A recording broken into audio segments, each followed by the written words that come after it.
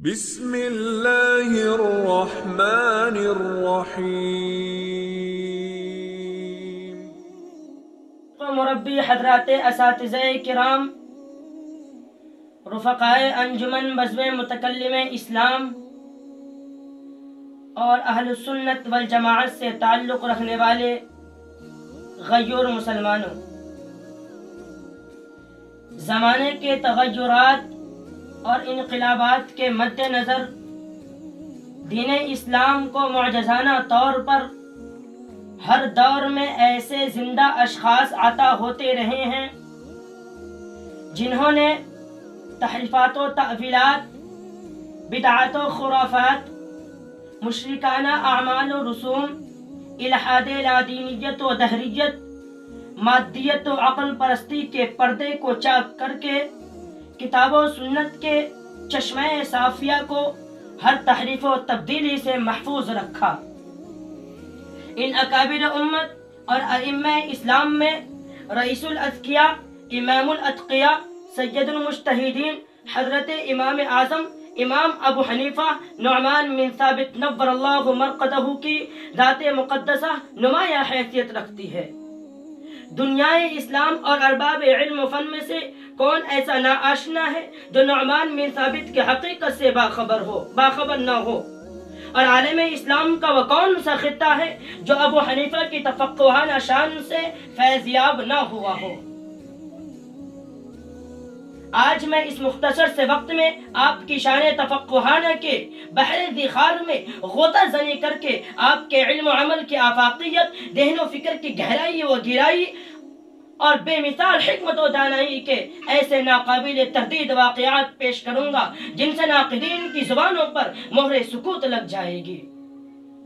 حضرات محترم، امام صاحب رحمۃ اللہ علیہ کی حیات مبارکہ میں سینکڑوں ایسے واقعات ملتے ہیں جن میں سے کسی بھی مسئلے کے باریک تک رسائی کی عظیم صلاحیت نمایاں ہوتی ہے۔ مثال کے طور پر ایک واقعے کے اندر امام صاحب رحمۃ اللہ علیہ کی ذکاوت و ذہانت پر آپ غور فرمائیے۔ امام اعمش ایک مشہور تابعی ہے، ان کے رفیق حیات نہایت ہی حسین و جمیل تھی، اپنے حسن و جمال پر اسے ناز تھا اور آپ کو تنگ کر کے ہمیشہ کے لیے آپ سے چھٹکارا چاہتی تھی۔ اتفاقاً کسی مسئلے پر کچھ نزاع ہو جاتا ہے، بیوی کلام کرنا بند کر دیتی ہے، امام اعمش غصہ میں قسم کھاتے ہیں کہ آج کی رات تم مجھ سے نہ بولی تو تجھے طلاق بائنہ۔ غصہ میں الفاظ تو بول دیتے ہیں مگر گھریلو حالات، چھوٹے بچوں کی نگہداشت وغیرہ کے مسائل سامنے آتے ہیں تو حد درجہ نادم و پشیمان ہوتے ہیں۔ امام اعمش اب کیا ہو سکتا ہے اس سے ملے اس سے ملے مگر کوئی تدبیر ہاتھ نہ آئی۔ بالآخر امام اعظم ابو حنیفہ رحمۃ اللہ علیہ کی خدمت میں حاضر ہو کر واقعہ بیان کرتے ہیں۔ جواب ملتا ہے گھبراؤ نہیں، طلاق نہیں ہوگی۔ ادھر آپ نے مسجد میں رات ختم ہونے سے پہلے ہی تہجد کے وقت ہی اذان پڑھوا دی۔ اذان کی آواز سن کر امام اعمش کی بیوی نے کہا کہ دیکھو اذان ہو گئی، رات ختم ہو گئی اور میں نے تم سے بات نہیں کی، لہذا مجھے طلاق ہو گئی۔ امام اعمش فوراً امام صاحب کے پاس پہنچے کہ وہ تو اذان تک مجھ سے نہیں بولی، لہذا طلاق ہو گئی۔ امام صاحب رحمۃ اللہ علیہ نے فرمایا کہ اذان وقت سے پہلے ہوئی ہے، رات ابھی باقی ہے اور اس نے تم سے بات کر لی، لہذا طلاق نہیں ہوئی۔ حضرات محترم، میں آپ کو ایک اور امام صاحب رحمۃ اللہ علیہ کی ذکاوت و فطانت اور عقل و دانش کی داستان شیریں سناتا ہوں۔ ایک رومی دانشمند خلیفہ بغداد کے دربار میں حاضر ہوتا ہے، علم و فضل کے دعوے کرتا ہے اور بڑے تنطراق سے کہتا ہے کہ آپ کی سلطنت کے تمام علماء میرے 3 سوالوں کے جواب نہیں دے سکتے۔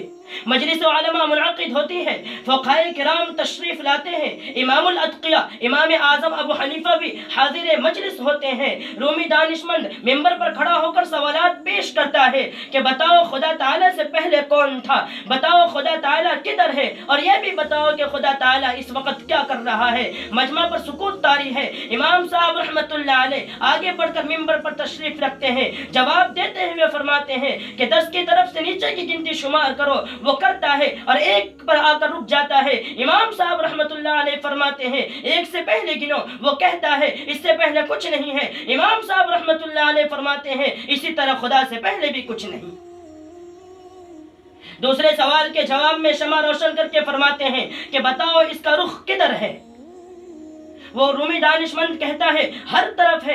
امام صاحب رحمۃ اللہ علیہ فرماتے ہیں جب مخلوق شمع کا رخ متعین کرنے میں آپ جیسا دانشمند عاجز و قاصر ہے تو خالق کا رخ کون متعین کر سکتا ہے؟ وہ بھی ہر طرف ہے۔ تیسرے سوال کے جواب میں سید المجتہدین امام اعظم امام ابو حنیفہ رحمۃ اللہ علیہ فرماتے ہیں کہ اس وقت خدا تجھے ممبر سے اتار کر ذلت دے رہا ہے اور مجھے ممبر پر بٹھا کر عزت دے رہا ہے۔ رومی دانشمند جواب سن کر راہ فرار اختیار کر جاتا ہے۔ عزیزان گرامی، یہ تو سید الائمہ امامنا امام اعظم امام ابو حنیفہ رحمۃ اللہ علیہ کی ذکاوت و ذہانت تھی، ورنہ ابو حنیفہ تو علم کا نام ہے، ابو حنیفہ تو عمل کا نام ہے، ابو حنیفہ تو ولایت کا نام ہے، ابو حنیفہ تو تقوی کا نام ہے، ابو حنیفہ تو خشیت الہی کا نام ہے، ابو حنیفہ تو للہیت کا نام ہے، ابو حنیفہ تو آئین سازے کا نام ہے، ابو حنیفہ تو قانون دانے کا نام ہے، ابو حنیفہ تو افراد سازے کا نام ہے، ابو حنیفہ تو دستور سازے کا نام ہے، ابو حنیفہ تو خشیت الہی کا نام ہے، ابو حنیفہ تو دینی تفقہ کا نام ہے، ابو حنیفہ تو للہیت کا نام ہے، ابو حنیفہ تو مفسرین کے عظیم استاد کا نام ہے، ابو حنیفہ تو فقہاء کے سرتاج کا نام ہے، ابو حنیفہ تو فقہاء کے سرتاج کا نام ہے، ابو حنیفہ تو محدثین کے جلیل القدر شیخ کا نام ہے، ابو حنیفہ تو اہل باطل پر خدائی الغار کا نام ہے، ابو حنیفہ تو اہل حق کے لیے نصرت و کامیابی کا نام ہے، ابو حنیفہ تو بشارت نبوی کا عملی مظہر کا نام ہے، ابو حنیفہ تو اخوت و ہمدردی بھائی چارگی کا نام ہے۔ الغرض ابو حنیفہ ایسی سوچ، تدبر، تفکر، تفقہ اور زاویہ نگاہ کا نام ہے جس میں عقائد صحیحہ، اعمال صالحہ کے ساتھ دین دنیا کی بھلائی حاصل کی جا سکتی ہے۔ سامعین اعظام، حضرت امام اعظم امام ابو حنیفہ رحمۃ اللہ علیہ کی عظمت شان پر اگر تفصیل سے روشنی ڈالی جائے تو ایک طویل زمانہ چاہیے، اس لیے میں انہی چند باتوں پر اپنی تقریر ختم کرتا ہوں۔ اللہ تبارک و تعالی حضرت امام اعظم کے درجات بلند فرمائے اور امت کی جانب سے خوب جزائے خیر عطا فرمائے، آمین۔ وما توفیق الا باللہ وما علینا الا البلاغ۔